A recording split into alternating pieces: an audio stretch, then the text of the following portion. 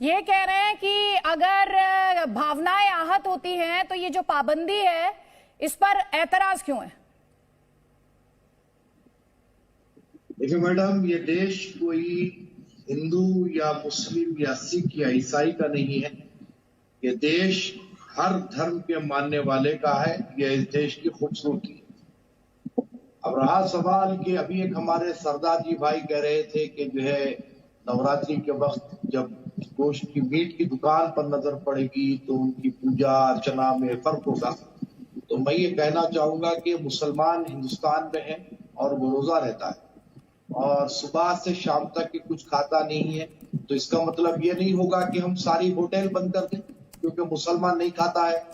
तो ये बात नहीं होगी। रहा सवाल कि हर धर्म का आदर है, हर धर्म की आस्था का हम आदर करते हैं।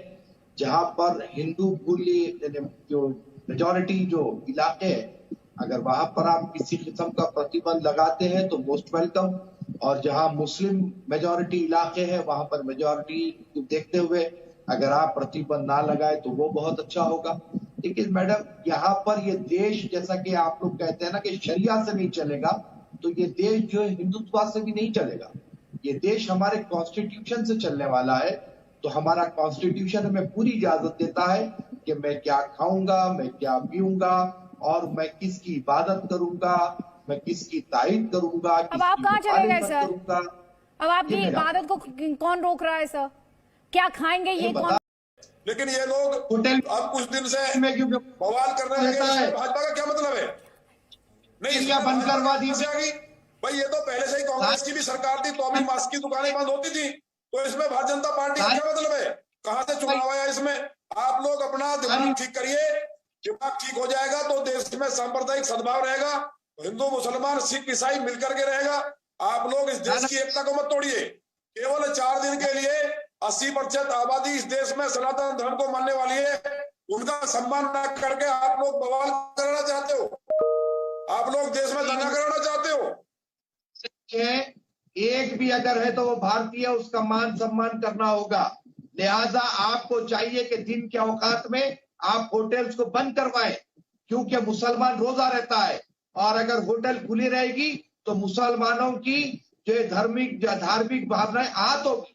लिहाजा होटल बंद करवाइए। अब आप होटल नहीं खुलना चाहिए रमजान में, क्योंकि 20% मुसलमान हिंदुस्तान में रहता है। अब आप कीजिए हमारा मान सम्मान, हम आपका करेंगे।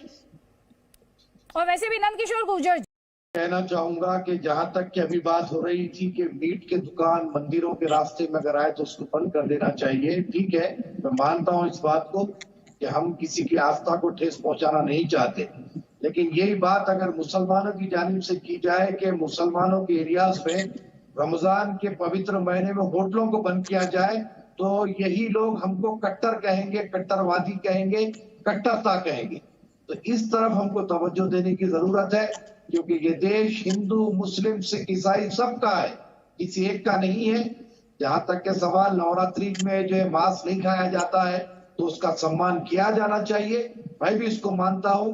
अगर कोई मंदिर के रास्ते में मांस की दुकान आती है तो उसको बंद करना चाहिए, और मस्जिद के अतराफ अकनाफ में कोई शराब की दुकान आती है तो उसको भी बंद करना चाहिए। इसी से हमारा सौहार्द बना रहेगा और हमारी गंगा जमनी तहजीब बाकी रहेगी। तौसीफ अहमद खान, उसके बाद नंद किशोर गुर्जर। क्या ये बात आप मानते हैं कि इसेंशियल प्रैक्टिस जिसको बोलते हैं, इस्लाम की जो इसेंशियल प्रैक्टिस है, उसमें लाउड स्पीकर कहीं पर नहीं बोलता कुरान की आप लाउड स्पीकर को इस्तेमाल करके ही आजान करिए? तो ये प्रैक्टिस खत्म करिए ना। सुबह 4 बजे किसी को नहीं अच्छा लगता सुनना। ये बात बिल्कुल है ना, सुनिए आप, ये बात बिल्कुल सही है कि इस्लाम में लाउड स्पीकर एसेंशियल प्रैक्टिसेस में नहीं आता। हाँ। मैं बिल्कुल ही आपकी बात से सहमत हूँ, इस पर कोई दो राय नहीं है। लेकिन जहाँ पर बात सिर्फ मस्जिद के लाउड स्पीकर की जा रही है, तो मैं बात को बड़े ही क्लियर तौर पे कहना चाहूँगा कि मस्जिद हो कि गुरुद्वारा हो कि मंदिर हो, यहाँ पर सब मकामात पर जितने भी मजहबी मकामात हैं, इनसे सुबह में जो है कहीं आरती पढ़ी जाती है तो कहीं अजान पुकारी जाती है। और अजान जो होती है मैडम, वो सिर्फ 2 से 3 मिनट के लिए होती है, लेकिन आरती तो घंटा घंटा भर जो है बचते रहती है, उस पर किसी को आपत्ति नहीं होती। और मुझे तो कतई आपत्ति नहीं है, मैं आपको कह रहा हूँ। हाँ। मेरे घर से 2 किलोमीटर की दूरी पर मंदिर है और 4 साढ़े 4 बजे सुबह से वहाँ आरती चलती है, स्पीकर के जरिए चलती है। अगर आप कहेंगे तो मैं उसके विजुअल, उसकी वीडियोग्राफी आपको कर भेजूंगा। हाँ। लेकिन मुझे कोई आपत्ति नहीं है, क्योंकि हर एक का अपना आस्था है, वो करते हैं। रहा सवाल कि हम हैदराबाद में और मुंबई में भी जब राज ठाकरे ने इस मसले को रेस किया, तो मैंने कहा कि जितनी भी मस्जिदें हैं तमाम लोग अपने वॉल्यूम को कम करें। किसी को भी तकलीफ देना इस्लाम धर्म में इजाज़त नहीं है। अगर हमारे लाउड स्पीकर से, अजान से किसी को तकलीफ हो रही है, हो सकता है कि कोई हार्ट पेशेंट हो, कोई डायबिटिक हो, उसकी नींद में अगर खलल हो रहा है, डिस्टर्बेंस हो रहा है, तो हमें चाहिए कि हमें वॉल्यूम कम करना चाहिए। कादरी लेकिन साहब, मुझे आपत्ति इस बात पर है कि सिर्फ कादरी साहब, आपने ये सारी बड़ी अच्छी और जी, न्यूआंस्ड बातें आकर टेलीविजन पे तो बोल दी, ठीक है, वो मैं समझ रही हूँ।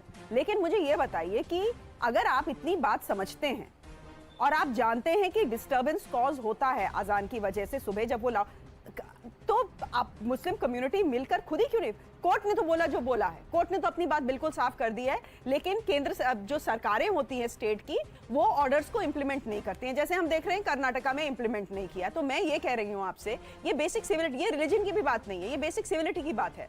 आप लोग खुद आपकी कम्युनिटी क्यों नहीं कहती हाँ ठीक है बंद करिए, बंद करिए। सऊदी अरब ने बंद कर दिया, इंडोनेशिया ने बंद कर दिया, बहरीन बोल रहा है हम भी कम करेंगे। सुनिए मैडम जी, आप लोग बोलिए ना आके। मैं जो कह रहा हूँ कि मैं ये कह रहा हूँ कि यहाँ पर सिर्फ मुस्लिम कम्युनिटी नहीं चाहिए, यहाँ पर हिंदू भाई भी चाहिए, यहाँ पर सिख भाई भी चाहिए।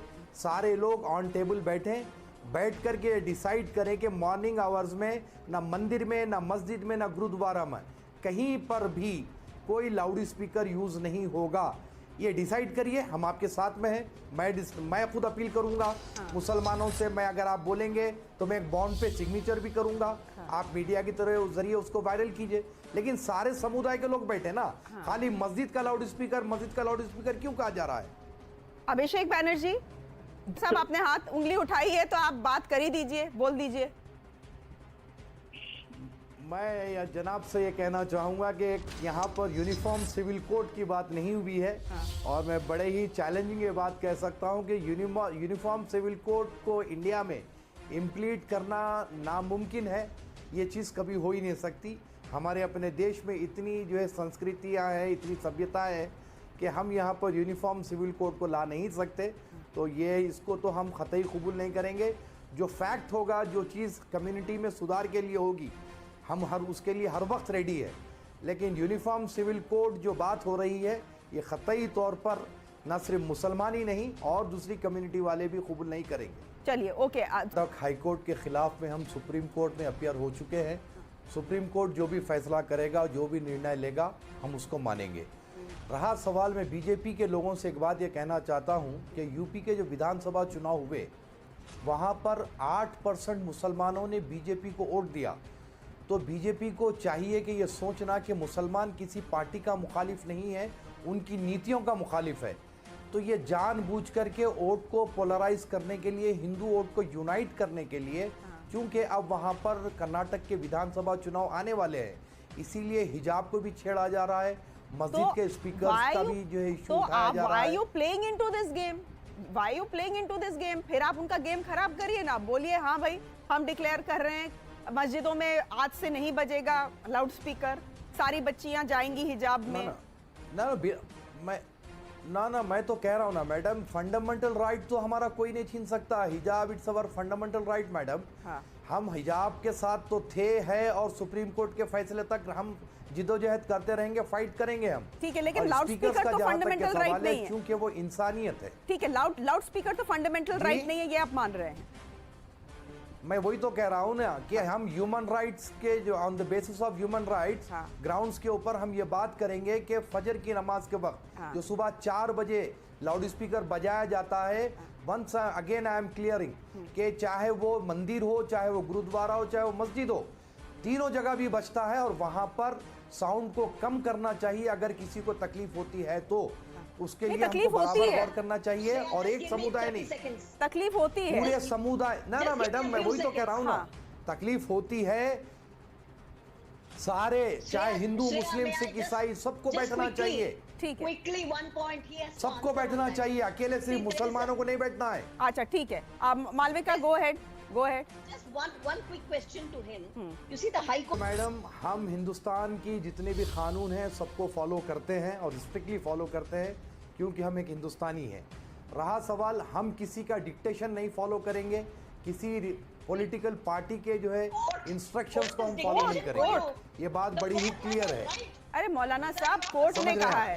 है, हमारा संविधान जो हमें हक दिया है, हम संविधान ने ये भी कहा है कि कोर्ट हमको जो कॉन्स्टिट्यूशन जो हमें हक दिया है। अरे भाई, मैडम, मुझे डिस्टर्बेंस नहीं चाहिए, मैं ऐसे डिबेट नहीं करता। एक मैडम, मिनट, हाँ ओके कादरी साहब, Please, मालविका जी, मैं किसी के बीच में नहीं बोलता डोंट हूं। डिस्टर्ब कादरी साहब, लेट हिम हैव हिज से। You can shake your head but let him have his से, गो अहेड। हाँ, तो मैडम, हम अपने मुल्क के संविधान को मानेंगे और यही मेरे देश के संविधान ने मुझे हक दिया है सुप्रीम कोर्ट जाने का। तो मैं हाई कोर्ट के फैसले से अगर मैं सेटिस्फाई नहीं हूँ तो मैं जा सकता हूँ सुप्रीम कोर्ट। ठीक है, और लेकिन ये हर चीज- कॉन्स्टिट्यूशन ने मुझे इजाजत दी है, मैं गया हूँ, ठीक तो है। इस पर किसी को आपत्ति नहीं होना चाहिए। ठीक है, तब तक तो कोर्ट का ऑर्डर चलेगा ना, जब तक आप सुप्रीम कोर्ट से ऑर्डर नहीं लेते तब